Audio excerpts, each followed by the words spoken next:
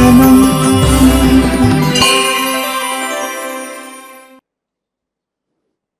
పరమహంస పరివ్రాజకులు జగద్గురు ఆదిశంకరాచార్య జగద్గురు పుష్పగిరి మహాసంస్థానం పీఠాధీశ్వరులు శ్రీ శ్రీ శ్రీ అభినవోద్దండ విద్యాశంకర భారతీ స్వామి వారిని విద్వత్సభ దశాబ్ది మహోత్సవ అనుగ్రహ సందేశాన్ని ఇవ్వవలసిందిగా సవినయంగా సాష్టాంగ ప్రణామాలు అర్పిస్తూ ప్రార్థిస్తూ ఉన్నాను. శ్రీ గురుభ్యో నమః. శంకరం శంకరాచార్యం కేశవం బాదరాయణం సూత్రభాష్యకృతో వందే భగవంతో పునః పునః. శృతిస్మృతిపురాణానాం ఆలయం కరుణాలయం నమామి భగవత్పాదశంకరం లోకశంకరం. సత్యజ్ఞానసుఖస్వరూపమమలం క్షీరాబ్దిమధ్యస్థితం యోగారూఢమతిప్రసన్నవదనం భూషా సహస్రోజ్వలం త్రిక్షం చక్రపినాకసాభయకరాన్ బిభ్రాణమర్కచ్ఛవిం ఛత్రీభూతపణీంద్రమిందుధవళం లక్ష్మీనృసింహం భజే. నారాయణసమారంభాం శంకరాచార్యమధ్యమాం అస్మదాచార్యపర్యంతాం వందే గురుపరంపరాం. శ్రీ గురుభ్యో నమః. సభ, శివుడు, గురువు ముగ్గురు కూడా ఒకటి. అందుకే శ్రీ గురుభ్యో నమః అనే విద్యారంభాన్ని మనం ప్రారంభం చేస్తాం. సభాయై నమః అంటే సభా సరస్వతి స్వరూపంగా, అంతేకాకుండా వాక్కు గణపతి స్వరూపంగా, ఈ మూడింటి యొక్క ప్రతిఫలం ఏదైతే ఉందో దానిని మనం ఏమని పిలుస్తున్నాము? శృతి, స్మృతి, పురాణం. ఈ మూడు లేకుండా లోకంలో ధర్మము లేదు. అందుకే గురువుని నమస్కరించి ప్రారంభించేటువంటి విద్య లోకంలో ధర్మాన్ని స్థాపింపచేసేటువంటి శక్తిగా, వాక్శక్తిగా, లోకంలో సుస్థిరంగా ప్రవర్ధిల్లాలి అని గురువుగారి యొక్క వాక్ బలంతో, వారి అనుగ్రహ బలంతో ప్రారంభించినటువంటి ఈ యొక్క తెలంగాణ విద్వత్సభ దశాబ్ది మహోత్సవాలు. ఇందాక మనకు వనమామల దర్శన శర్మ గారు చెప్తూ ఒక మాట అన్నారు. గురువులు, పీఠాధిపతులు ఎంతోమంది యొక్క తపోబలాన్ని రూపుదిద్దుకున్నటువంటి సభ ఈ యొక్క జ్యోతిష్య విద్వత్సభ. అందుకే శృతి స్మృతి పురాణానాం ఆలయం కరుణాలయం నమామి భగవత్పాద శంకరం లోకశంకరం. శంకరుల వారి యొక్క పరిపూర్ణమైనటువంటి శంకర భగవత్పాదులు, సభాశంకరులు, ఇక్కడ ఉండేటువంటి విద్వద్రూప శంకరులైనటువంటి వారు, వీళ్ళందరూ ఏం చేస్తున్నారు? లోకంలో ధర్మాన్ని లోకంలో సుస్థిరపరుస్తూ, ఇందాక మన కాపరే గారు ఒక అద్భుతమైనటువంటి మంత్రార్థాన్ని మనకు చెప్పారు. చిత్రం దేవానా ముదగాదనీకం. ప్రత్యక్షభూతమైనటువంటి జ్యోతిష్శాస్త్రానికి ప్రత్యక్షత ఎవరి వల్ల కలుగుతున్నది అంటే సూర్యచంద్రాదుల వల్లనే కలుగుతున్నది. తర్వాత మళ్ళీ అగ్ని వల్ల కలుగుతున్నది, యజ్ఞయాగాదుల వల్ల కలుగుతున్నది. అందుకే అగ్ని కేవలం యజ్ఞస్వరూపమే కాదు, వాక్స్వరూపం కూడా అగ్నియే. అందుకే అగ్నిర్మేవాచశ్రితః వాగ్హృదయే హృదయం మయి అహమమృతే అమృతం బ్రహ్మణి. వాక్ రూపంలో రానటువంటి యజ్ఞము యజ్ఞరూపంలోకి అది పరిణమించదు. కాబట్టి కేవలం అగ్నిహోత్రాదుల యందు హవిర్భాగాలను ఇవ్వటం చేతనే యజ్ఞం కాదు, అక్కడ వాక్ విజ్ఞానం కూడా ఆ యజ్ఞము చేత అది సమ్మిశ్రితమైనప్పుడు అది యజ్ఞంగా రూపుదిద్దుకుంటుంది. అలాగే ఈ సమాజంలో ఉన్నటువంటి అనేక సమస్యల యొక్క అగ్ని ఏ యజ్ఞము చేత బాగుపడుతుంది అంటే అది విద్వాంసుల యొక్క వాగ్బలము చేతనే లోకము సంస్కరింపబడాలి. ఆ విద్వాంసులకు గురువులైనటువంటి శంకర భగవత్పాదాది సకల మతములు అంటే ఆయా కాలంలో ఆ తత్వాలు ప్రతిపాదించటానికి పరమాత్మ అంశరూపంలో వస్తే వారి వాగ్వైభవం లోకంలో ఆచార్య వాణిగా వినపడుతుంది. ఇది శాసనం. ఇక్కడే ఇంతమంది విద్వన్మూర్తులందరూ కూడా ఈ సభలో కూర్చొని దేని కొరకున్నారు అంటే లోకంలో ఏకనిర్ణయాత్మకమైనటువంటి ధర్మాన్ని లోకానికి వినిపించటానికి చేసేటువంటి ప్రయత్నమే ఈ యొక్క సభాస్వరూపం. అలాగా ఈవేళ మనకిక్కడ అనేక మంది మన ఎండోన్మెంట్ కమిషనర్ గారు హనుమంతరావు గారు పిలవగానే ఆ ఆధ్యాత్మిక వైభవం మీద కలిగినటువంటి శ్రద్ధ మన సమాజానికి ఏదో ఒక ఉన్నతమైనటువంటి ఉపకారం చెయ్యాలి అనేటువంటి ఆ మనస్సులో ఉన్న తపనే ఈవేళ ఈ యొక్క కార్యక్రమానికి వారి యొక్క పరిపూర్ణ సహకారాన్ని అందింపజేసింది. అందుకే గీతాశాస్త్రంలో కూడా శ్రద్ధామయోయం పురుష అన్నారు. శ్రద్ధ లేనటువంటి పురుషత్వము అది లోకానికి ఎప్పుడు ఉపకారం కాదు, అపకారమే చేస్తుంది. ఇక్కడ ఉన్న వాళ్ళందరూ కూడా శ్రద్ధామయులైనటువంటి సాత్విక గుణ సంపత్తి కలిగినటువంటి వారు. సత్వానురూప సర్వస్య శ్రద్ధా భవతి భారత. ఆ శ్రద్ధయే తపస్సు. ఆ తపస్సే ఈవేళ భాషిస్తున్నటువంటి విద్వత్ సభ. అందులో 9వ వార్షిక సభ మన పుష్పగిరి పీఠంలో అందరూ కూడా ఇక్కడ ఉన్నటువంటి విద్వన్మూర్తులందరూ కూడా అక్కడికి హాజరై ఆ సభను ఈ యొక్క పరాభవనామ సంవత్సరంలో ప్రతి కాల నిర్ణయాన్ని వాళ్ళు చేశారు. ఏ రోజు చేయాలి ఏ రోజు చేయకూడదు అనేటువంటి ముక్తకంఠంగా అందరూ సిద్ధాంతులు ఏకీభవించినటువంటి సిద్ధాంత వాదన అక్కడ జరిగి ఈ పరాభవనామ సంవత్సరంలో అనేకమైనటువంటి వివాదాలని పరిష్కరించి మనకు ఒక కాలాన్ని ఇచ్చారు. సమయం అది ప్రకాశవంతంగా ఉండాలి, అప్రకాశంగా ఉండకూడదు. ఎందుకంటే సూర్యుడు ఏ కాలంలో ఉదయించాలి అనేటువంటిది సిద్ధాంతులే చెప్పాలి. పోని సూర్యుడు ఉదయించిన కాలానికి ఇక్కడ ఉదయం రాసిన కాలానికి తేడా ఉందనుకోండి, అక్కడి నుంచి మళ్ళీ గడియలు నిమిషాలు కళాకాష్ట ముహూర్తాశ్చ అహోరాత్రాశ్చ వత్సరః అని మనకు ప్రమాణాలు వేదంలో నుంచినే వస్తున్నాయి.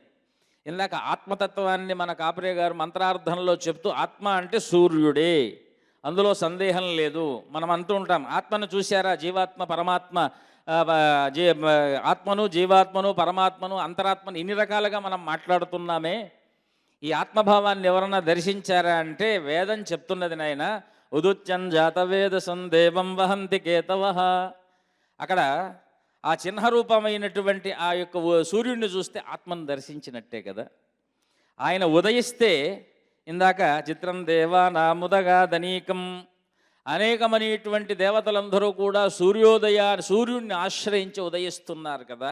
అందుకే సూర్యోదయంతో సూర్య ఆరాధన చేత సంధ్యావందనాది అర్ఘ్యప్రధానాల చేత ఆత్మప్రకాశ జ్యోతి ఎలాగైతే ప్రకాశిస్తుందో ఆ ప్రకాశంలో నుంచి వెలువడేటువంటి సంస్కార విద్వత్ వాక్యములు ఏవైతే ఉన్నాయో అవి లోకానికి ధర్మాన్ని కలగజేస్తాయి.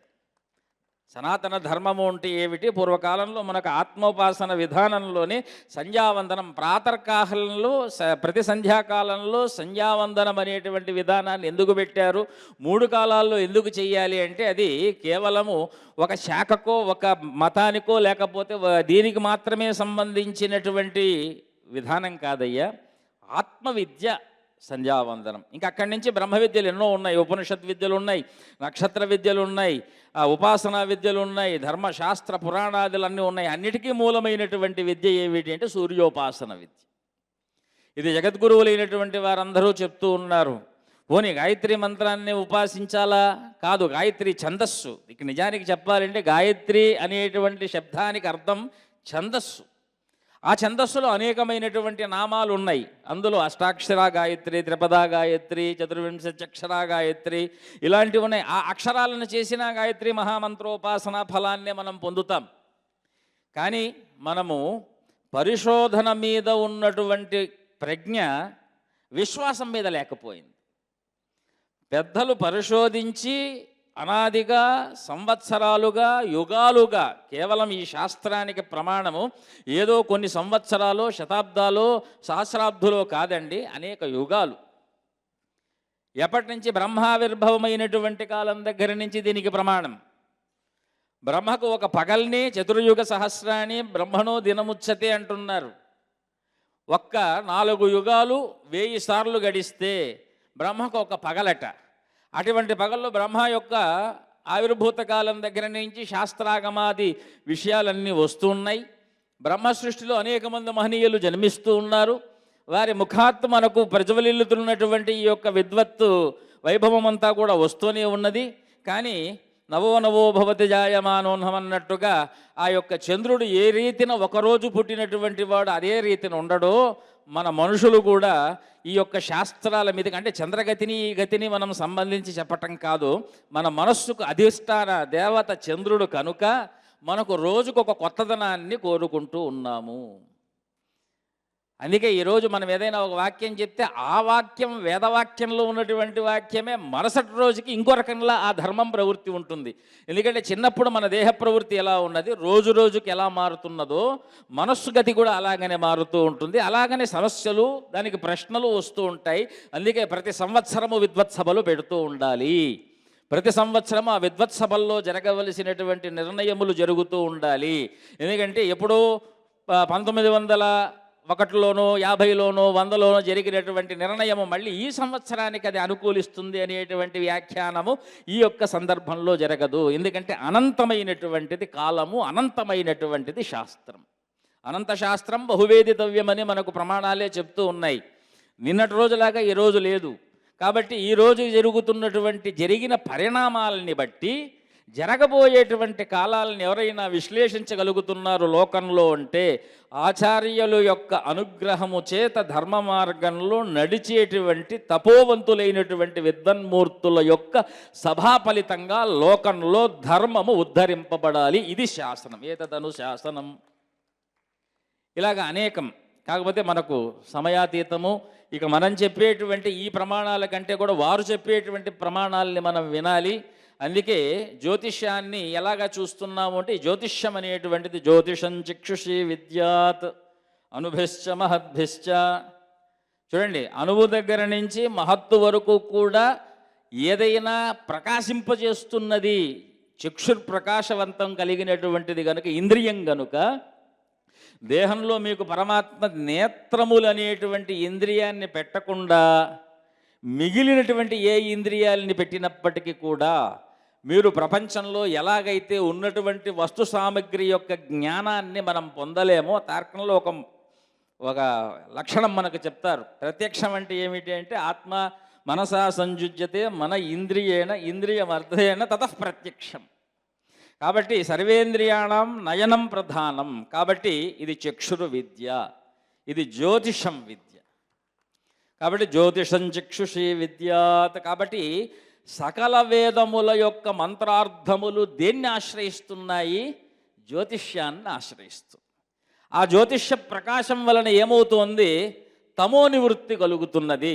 ఇప్పుడు చూడండి, ప్రకాశంగా ఉన్నటువంటి స్థలంలో ఇక సభాపూజ్యులైనటువంటి మహాపండితులు, మన తెలంగాణ కవి సోదరులు శంకరమంచి రామకృష్ణ శాస్త్రి గారు, మన శాస్త్రుల వెంకటేశ్వర శాస్త్రి గారు, వాసోజ్జుల రాధాకృష్ణ శర్మ గారు, మన దర్శనం శర్మ గారు, బ్రాహ్మణ పరిషత్ అధ్యక్షులు బసవరాజు గారు, మన ఈవో గారు, మన కమిషనర్ గారు, మన చెప్పల శ్రీ హరినాథ్ శర్మ గారు, చిలకమర్తి లక్ష్మీనాథాచార్యుల వారు, ఇక్కడ ఇంతమంది ప్రకాశిస్తున్నారు. కానీ ప్రకాశించవలసింది ఎక్కడ?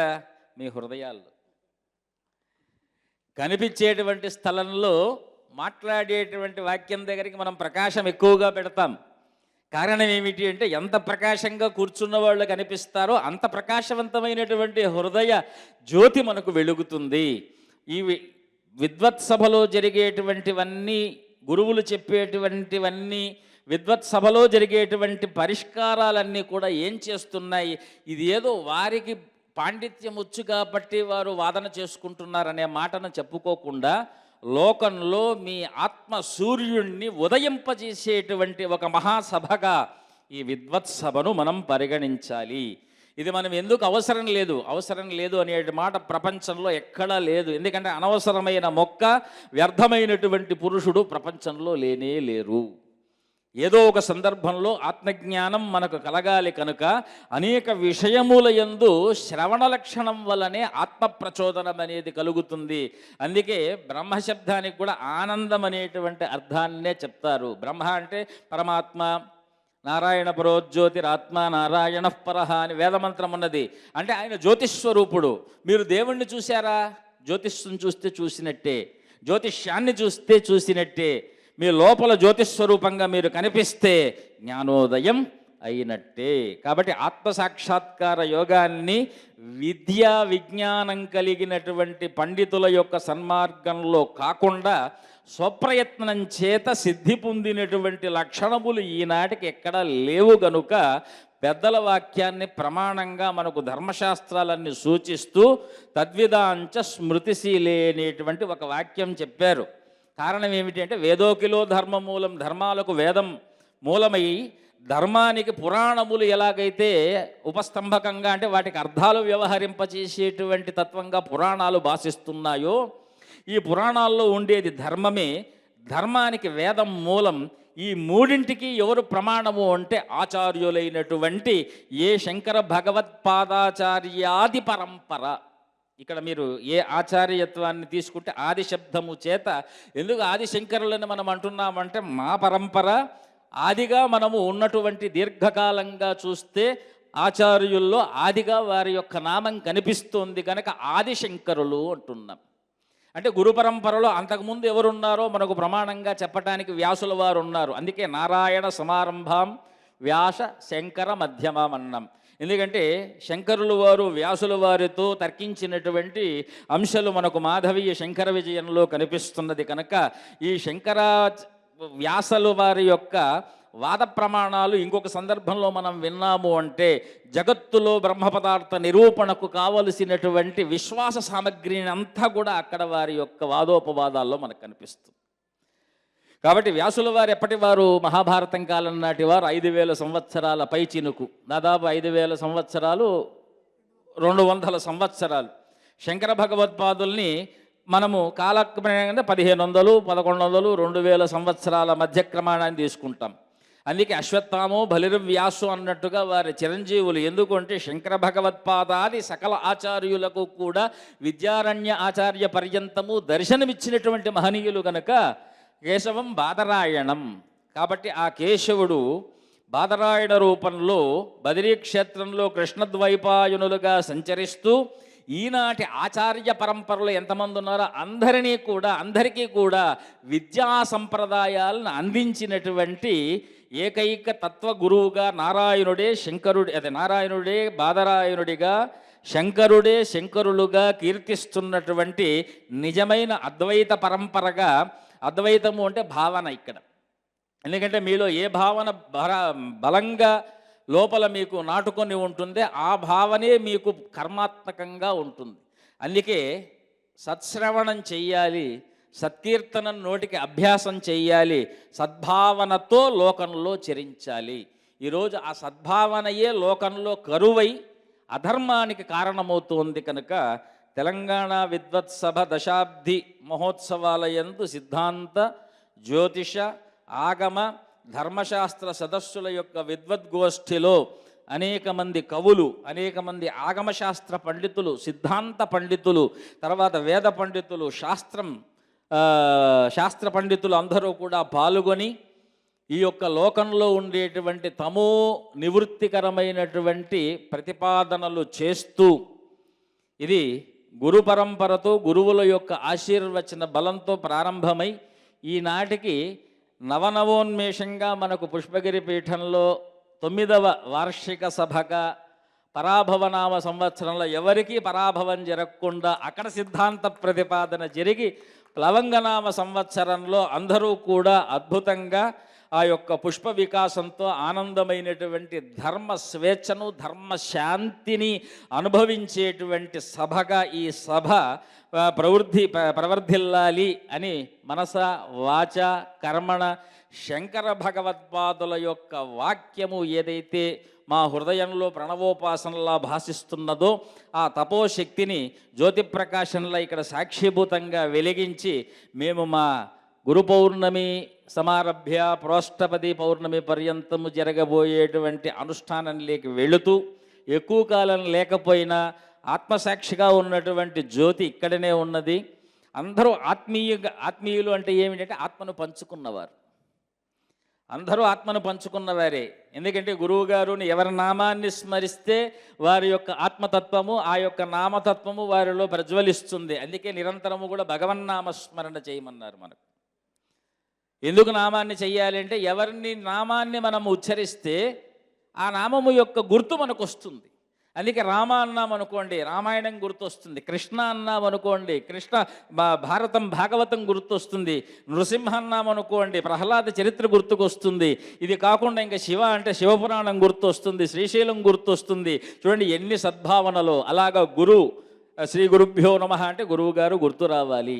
కాబట్టి అందరూ కూడా గురు శబ్దం చేత ప్రారంభింపబడేటువంటి ఈ యొక్క శబ్దము ఈ యొక్క సభ అని మేము ప్రారంభం చేస్తూ ఆత్మీయ భావనగా గురుభావనతో ఏకాత్మన ఈ యొక్క సభలో జరిగేటువంటి విషయాలన్నీ కూడా ధర్మార్థ కామమోక్షములనేటువంటి చతుర్విధ పురుషార్థములని సిద్ధింపచేయుగాక అని మా యొక్క దీక్ష అనుష్ఠానానికి వెళుతూ మా మనస్సులో ఉన్న కొద్దిపాటి మాటలని ఈ సభలో జ్యోతిలా ప్రకాశింపచేసి అందరినీ ఆశీర్వదిస్తూ మా వాణికి విరామాన్ని ఇస్తూ స్వస్తి.